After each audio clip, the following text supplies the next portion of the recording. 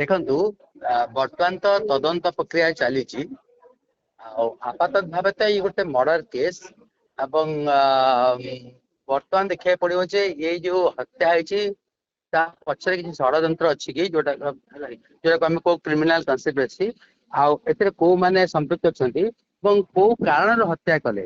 ଯେତେବେଳେ ଗୋଟେ କାହାକୁ ଅଭିଯୁକ୍ତ ମାନେ କାହାକୁ ମର୍ଡର କରନ୍ତି ତାହେଲେ ସେମାନଙ୍କର ଗୋଟେ ଇଣ୍ଟେନସନ ଥାଏ, ମୋଟିଭ ଥାଏ। ତେଣୁ କଣ ମୋଟିଭ ଥିଲା, କଣ ଇଣ୍ଟେନସନ ଥିଲା, କଣ ପାଇଁ ସେମାନେ ମାରିଲେ?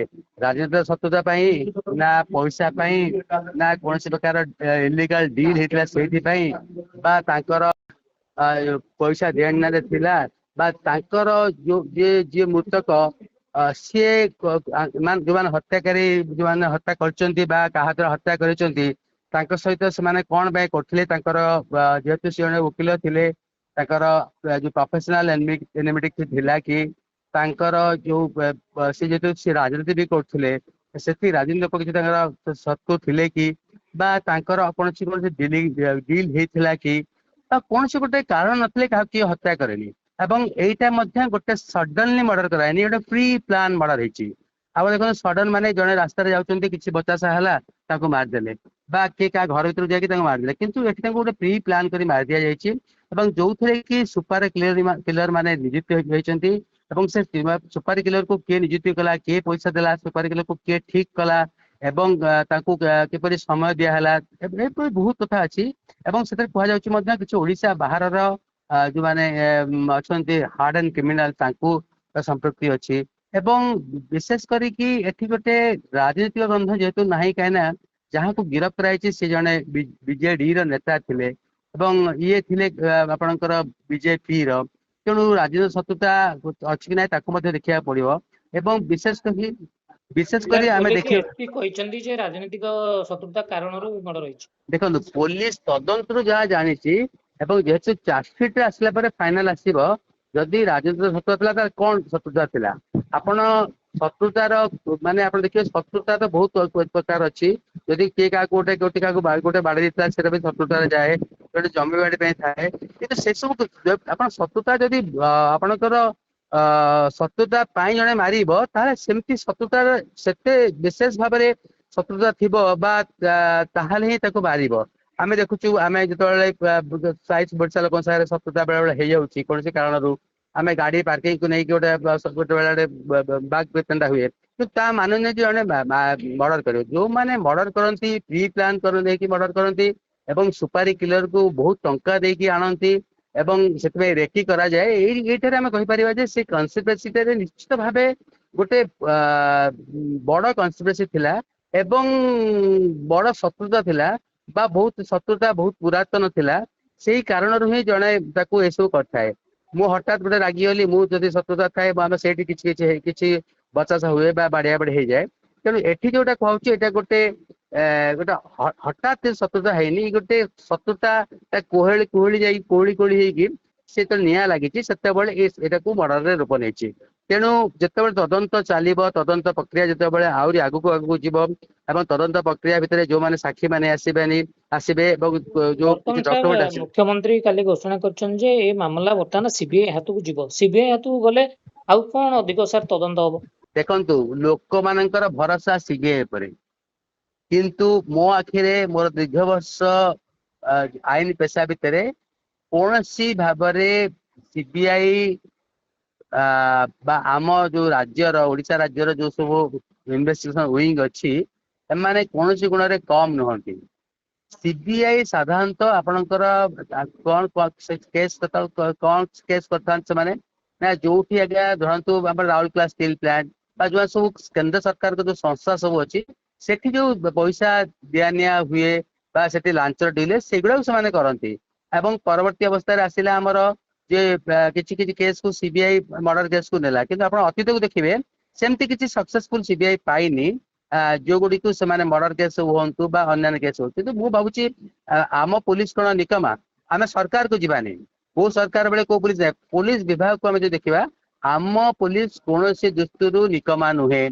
ଯଦି ଓଡିଶା ସରକାର ଚାହୁଁଛନ୍ତି ଯେ ଆମ ପୋଲିସ ବା ତାଙ୍କ ନିଜର ପୋଲିସ ବା ତାଙ୍କ ବିଭାଗର ପୋଲିସ ଯଦି ନିକମା ତାହେଲେ ଆମର କିଛି କହିବାର ନାହିଁ। ଯଦି ସେ ତାଙ୍କୁ ସିବିଆଇ କୁ ଦେବେ ତାହେଲେ ଭାବିବେ ଯେ ଆମ ପୋଲିସ ନିକମା ଆମ ସିବିଆଇ କୁ ଦଉଛି। ତେଣୁ ମୁଁ ଭାବୁଛି ଯୋଉ ମୁଖ୍ୟମନ୍ତ୍ରୀ ଯୋଉଟା କହୁଛନ୍ତି ଯେ ସିବିଆଇ କୁ ଦିଆଯିବ, ମୁଁ ସେଟାକୁ କୌଣସି ଭାବେ ଗ୍ରହଣ କରିପାରୁନି, ଏଇଥିପାଇଁ ଯେ ତାମାନେ ଆମ ରାଜ୍ୟ ସରକାର ତାଙ୍କର ଇନଭେଷ୍ଟିଗେସନ ଏଜେନ୍ସି ବା ପୁଲିସକୁ ସେ ବିଶ୍ୱାସ କରିପାରୁନାହାନ୍ତି। ଇଏ ଗୋଟେ ବଡ କଥା, ଯୋଉ କଥାକୁ ଆମେ ମୁଁ ଦୁଇଥର କହୁଛି ଏଇଥିପାଇଁ ଯେ ଆନ୍ଧ୍ର ସରକାର କହିବ ସେ ସିବିଆଇ ଦବ, ତାହେଲେ ଆନ୍ଧ୍ର ସରକାର ତା ପୁଲିସ ପ୍ରତି ବିଶ୍ୱାସ ନାହିଁ। ଠିକ ସେଇ ଯଦି ଆମେ କଥା ଦେଖିବା, ତାହେଲେ କାହିଁକି ମାନ୍ୟବର ମୁଖ୍ୟମନ୍ତ୍ରୀ ସିବିଆଇ କଥା କହୁଛନ୍ତି? ତାଙ୍କ ପୁଲିସ କଣ ନିକମା? ତାଙ୍କ ପୁଲିସ ତାହେଲେ କାହିଁକି ସେ ପୁଲିସକୁ ଏତେ ପଇସା ଦେଇକି ରଖିଛନ୍ତି? କାହିଁକି ସେ ପୁଲିସର ଇଣ୍ଟେଲିଜେନ୍ସ ବିଭାଗ ଅଛି? କାହିଁକି ତାରେ ଅନ୍ୟାନ୍ୟ ଜିନିଷ ଅଛି? ତେଣୁ ଇଏ ଗୋଟେ କଥା ମତେ ବହୁତ ଦୁଃଖ ପହଞ୍ଚଉଛି। ମୁଁ ଜମା ରାଜନୀତି ପଶେନି ବା ରାଜନୀତି ଭିତରେ କିଛି କୁହେନି ଯେ ନିଜେ ସରକାର କହିବେ ଆମେ ଏଟା ସିବିଆଇ ଦିଆଯିବ। କଣ ପାଇଁ ସରକାର ସିବିଆଇ ପାଇଁ ଦବ? ସେଇ କଥାଟି ହିଁ ମୋର ବହୁତ ବଡ କଥା। ତେଣୁ ମୁଁ ଭାବୁଛି ତାହେଲେ ସବୁ କଥା କାହାର ମୋଟରସାଇକେଲ ଚୋରି ହେଲେ ବି ସିବିଆଇ କି ନେଇକି ଦିଆଯାଉ। ଏବଂ ବଡ କଥା ହେଲା ଯେ ସିବିଆଇ ର ଯୋଉ କଥା ଆମେ ଦେଖିବା, ସିବିଆଇ କେବଳ କେନ୍ଦ୍ର ସରକାରଙ୍କର ଯୋଉ ବିଭାଗ ଅଛି ଏବଂ ସେଇଠି ଯଦି କିଛି ଦୁର୍ନୀତି ହେଲା ତାକୁ ସିବିଆଇ ନିଶ୍ଚିତ ଭାବେ କରିବ। ଯେମିତି ସେଣ୍ଟ୍ରାଲ ଗଭର୍ଣ୍ଣମେଣ୍ଟର ଏମ୍ପ୍ଲୟି, ଯେମିତି ଆପଣ କହିପାରିବେ ବିଭିନ୍ନ ଯୋଉ କର୍ପୋରେସନ ଅଛି, ବଡ ବଡ କର୍ପୋରେସନ ଯୋଉଟା ସେଣ୍ଟ୍ରାଲ ଗଭର୍ଣ୍ଣମେଣ୍ଟ, ସେଇମାନେ ହିଁ କରିବେ। ଏବଂ ଆପଣଙ୍କର ଯଦି ଓଡିଶା ସରକାର ରିକ୍ୱେଷ୍ଟ କରିବେ ସେ ମଧ୍ୟ କରିପାରନ୍ତି ଏବଂ ବା ହାଇକୋର୍ଟ ରିକ୍ୱେଷ୍ଟ କରନ୍ତି। କିନ୍ତୁ ମୋ କଥା କାହିଁକି ନିଜେ ମୁଖ୍ୟମନ୍ତ୍ରୀ କହୁଛନ୍ତି ଆମେ ସିବିଆଇ କୁ ଯିବା, ତା ଗୋଟେ ପ୍ରଶ୍ନବାଚୀର ଉଠୁଛି। Sir hello. ଏଇ ଯୋଉ ଏ ମାମଲାରେ ଯୋଉ ସାର୍ ସୁଟର ମାନେ ସେମାନେ ସବୁ ବାହାର ରାଜ୍ୟରେ ଅଛନ୍ତି, ଆପଣ କଣ ଭାବୁଛନ୍ତି ବାହାର ରାଜ୍ୟର ଯୋଉ ଚେର ଲମ୍ବିଛି ଅପରାଧର ଚେର, ତାକୁ ସିବିଆଇ ଖୋଜିକି ବାହାର କରିପାରିବ? ଦେଖନ୍ତୁ, ସିବିଆଇ ହଉ ବା ସିବିଆଇ ଚାହିଁବ ଯଦି, ଶୁଣନ୍ତୁ ଆପଣଙ୍କର ସବୁବେଳେ ତଦନ୍ତଟା ନିଷ୍ଠାପର ଭାବେ ହେବ।